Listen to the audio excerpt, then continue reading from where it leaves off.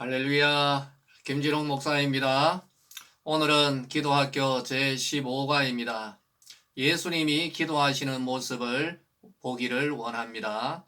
누가복음 22장 39절에서 44절의 말씀을 가지고 우리가 예수님의 기도의 모습을 자세히 한번 봤으면 좋겠습니다.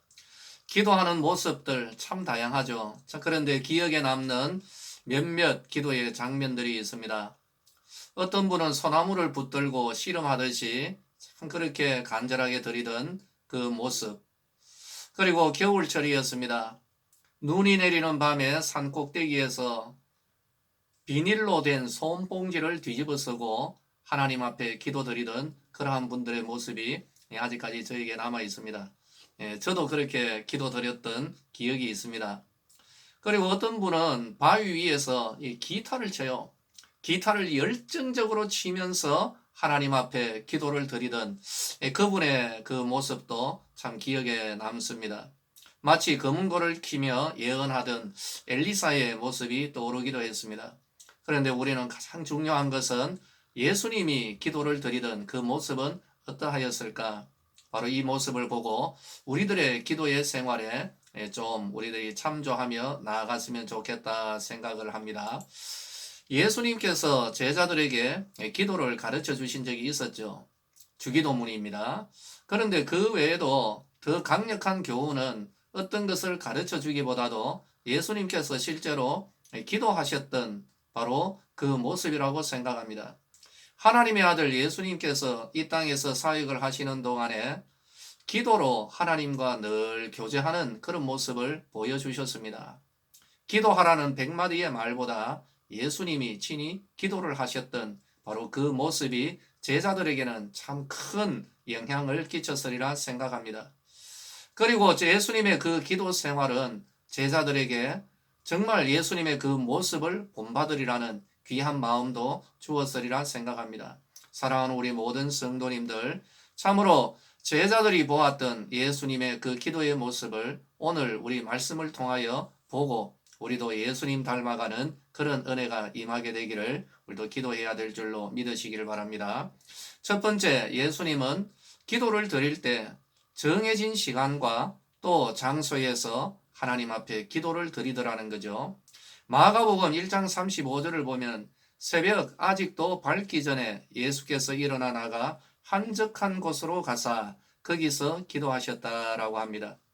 예수님은 주로 예루살렘에 계실 때 감람산에서 기도를 드렸었습니다.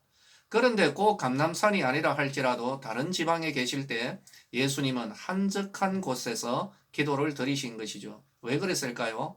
방해받지 않기 위해서입니다. 다른 사람 의식하지 않고 하나님께 집중해서 기도드리기 위하여서 한적한 장소를 예수님은 즐겨 찾으신 것입니다. 우리 서대구의 모든 성도님들도 우리도 예수님처럼 바로 이 정해진 어떤 장소, 우리의 기도 장소, 방해받지 않고 하나님과 교제할 수 있는 은혜의 장소가 있었으면 참 좋겠습니다. 특별히 우리들의 자녀들에게 우리 교회를 기도의 장소로 물려주어야 하지 않겠습니까? 우리의 후세대들이 예배당에 앉아서 자리에 앉아서 둘러볼 때 저 자리에서는 아무개 장로님이 참 간절하게 기도하셨지. 그리고 또 저 건너 자리에서는 우리 어떤 권사님이 밤이 새도록 기도하셨던 그 장소지. 이런 것을 좀 떠올릴 수가 있어야 되겠죠. 바로 이러한 모습을 우리들의 후세대들이 보고 또 우리들의 후세대들이 이 기도 장소로 우리의 예배당에서 하나님 앞에 기도하며 나아가야 하지 않겠습니까? 그리고 예수님은 정해진 기도 시간이 있었는데 특별히 새벽에 하나님 앞에 기도를 드렸습니다. 간혹 성도님들이 이런 말을 합니다. 목사님, 도대체 이 새벽 기도 누가 시작했습니까? 그런데요, 우리 목사들도 간혹 그런 말 합니다. 이 새벽 기도만 아니면 좀 우리가 좀 편하게 하겠는데, 여러분, 새벽 기도는 예수님이 시작하셨습니다. 예수님이 새벽 기도 하셨는데 우리도 해야 되지 않겠습니까? 새벽은 하루의 첫 시간입니다. 사람들이 깨어 일어나는 시간이고 하늘에서 만나가 내리는 시간이었습니다. 홍해가 갈라지고 여리고가 무너졌던 때가 바로 새벽이 아닙니까? 그러므로 새벽을 기도로 시작하는 성도는 하루에 첫 열매를 드리는 것이고 우리의 영을 깨우는 것이고 우리의 육만 깨워서는 안 됩니다. 우리의 영이 깨어나야 되는 것이죠. 그래서 그 시간에 하늘에 영적인 만나를 얻고 승리의 삶을 우리가 살아갈 수 있는 첫 걸음을 딛는 그 시간이 언제일까요? 언제라고요? 맞습니다. 예, 새벽 시간인 것입니다. 우리 한국 교회는 새벽 기도로 부흥했다라고 해도 과언이 아닙니다. 한국 교회가 새벽 기도를 공식적으로 드리고 있죠. 그런데 이 새벽 기도는요, 1905년 길선주, 박치옥 이 두 분의 장로님께서 새벽 4시에 우리 이제 새벽 4시에 예배당에서 기도하기로 하자라고 두 분이 이렇게 합의를 봤습니다. 그것도 우리가 기도할 때 소리 내어서 기도하자라고 이렇게 합의를 봤죠. 그렇게 해서 이 두 장로님이 바로 이 예배당에서 기도를 드립니다. 소문이 퍼지죠. 다른 성도들이 봅니다. 아, 우리들도 그렇게 하자라고 해서 동참합니다.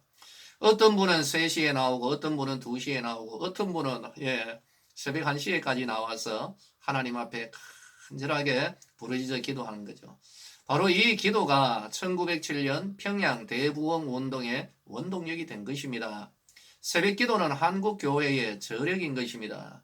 그리고 이 저력은 어디에서요? 예수님에게서 비롯된 것이죠.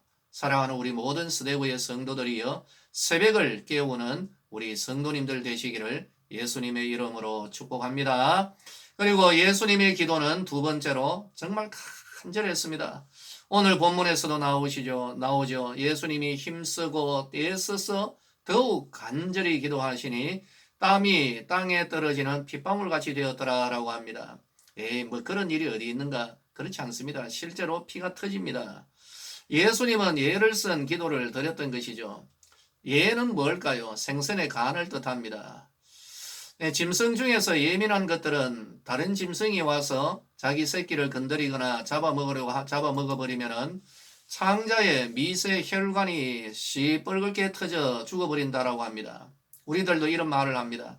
예간장이 탄다라고 하죠. 예수님의 기도는 창자가 끊어지고 터질 정도로 간절한 기도였습니다. 이마에서 흐르는 땀에 피가 섞였다라는 것은 못의 혈관이 터졌다는 것이죠. 무엇을 뜻할까요? 그렇게 간절하게 하나님께 기도를 드리는 거죠.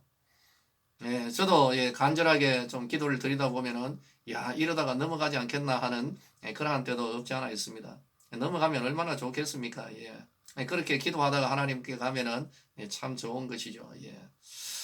예수님도 성도들의 간절함을 보십니다. 어느 날 예수님께서 계시던 지붕이 이상한 소리를 내는 거죠. 그러다가 지붕이 뻥 뚫려 버렸습니다. 거기에 침상이 하나 내려옵니다. 사연이 뭘까요? 한 중풍병자를 예수님께 데리고 가려 했지만은 사람들이 너무 많아가지고 그 방문을 통과할 수가 없는 것입니다. 그래서 하는 수 없이 그 친구들이 지붕 위로 올라가서 기와를 뜯어내고 이 중풍병자를 그 침대에 달아서 예수님께 내렸던 겁니다. 예수님이 그들의 믿음을 보십니다. 그들의 간절함 가운데, 이 간절한 행동 가운데 믿음을 보신 것이죠.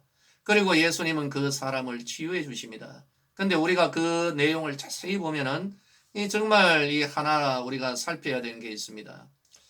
그들은 예수님께 어떻게 해달라고 무엇라고 간구하지 않았습니다. 예수님은 그들의 간구를 듣지도 못했습니다. 다만 그들의 간절한 그 모습, 이 자세만 보고도 그냥 예수님께서 응답해 주셨던 것입니다. 할렐루야! 그래서 우리들 역시 예수님도 간절하게 기도하셨고, 그리고 예수님도 간절하게 예수님께 나오는 자들을 긍휼히 여겨주신 것입니다. 여러분, 우리의 기도, 예수님을 바라보면서 우리의 기도도 간절해야 될 줄로 믿으시기를 예수님의 이름으로 축원합니다. 할렐루야! 그리고 마지막 세 번째로 예수님의 기도 가운데서 정말 뚜렷한 것은 예수님의 소망보다 하나님의 뜻을 우선하였다는 것이죠. 기도는 그냥 우리가 하나님 앞에서 일방적으로 뭐 따따따따따 하면서 부르짖는 게 아닙니다. 기도는 쌍방향입니다. 하나님과 내가 서로 이렇게 교제하는 서로 간의 의견이 주고받아야 되는 것이죠. 쌍방향입니다. 왜 그럴까요? 하나님으로부터 주어지는 응답이 있기 때문입니다. 기도의 응답은 기도의 소망과 달리 그런 다른 응답이 주어질 때도 허다합니다. 왜 그럴까요? 우리의 마음과 지식은 온전하지 못하기 때문입니다. 그래서 간혹 우리의 기도의 소망에 우리의 어리석음이 묻어 있기도 합니다. 또 우리의 이 소망과 지식의 깊이와 넓이가 부족한 식견에서 나온 것일 수도 있습니다. 그러므로 기도하는 가운데 하나님께서 기도자에게 성령의 조명을 주어서 바로 그 기도 가운데서 자신의 연약을 깨닫고 하나님 앞에 더 거룩한 소망을 올려드릴 수가 있는 거죠. 대표적인 경우가 예수님의 겟세마네 기도입니다. 물론 예수님의 기도가 불완전했다는 뜻은 아닙니다. 욕심이 있었다는 뜻도 아닙니다. 다만 예수님의 기도는 바로 그 가운데서 예수님의 소망보다 하나님의 뜻을 앞세웠던 참 모범적 기도였죠. 마태복음 22장 39절과 42절에 귀한 말씀이 있습니다. 예수님께서 기도하실 때 이렇게 간구한 거죠. 하나님 아버지, 참 이 잔이 나에게는 굉장히 힘듭니다. 그래서 이 잔이 할만하면은 좀 이것을 내게서 떠나게 해주십시오. 이것이 예수님이 하나님을 향한 간절한 소망이었습니다. 그러나 예수님이 다시 이 기도의 자리에 앉으셔서 이렇게 기도합니다. 그러나 아버지, 내 뜻대로 하지 마시고 아버지의 뜻대로 되기를 원합니다. 이게 바로 예수님의 기도의 핵심이었던 것입니다. 하나님의 뜻을 앞세웠던 것이죠. 사랑하는 성도들이여, 예수님의 기도 모습을 우리가 오늘 보았습니다. 하나님 앞에 참 규칙적으로 새벽을 깨워서 하루의 첫 시간을 하나님 앞에 드리며 그리고 방해받지 않는 장소에서 간절하게 하나님을 찾았던 것입니다. 우리 성도들의 기도의 모습에서 예수님의 모습이 드러나기를 원합니다. 그리고 우리들의 기도를 통하여서 하나님의 뜻이, 참 영광스러운 하나님의 뜻이 우리의 기도를 통하여서 온전히 이루어지게 되기를 예수님의 이름으로 축원합니다. 할렐루야. 내일 새벽에 다시 만나도록 하겠습니다.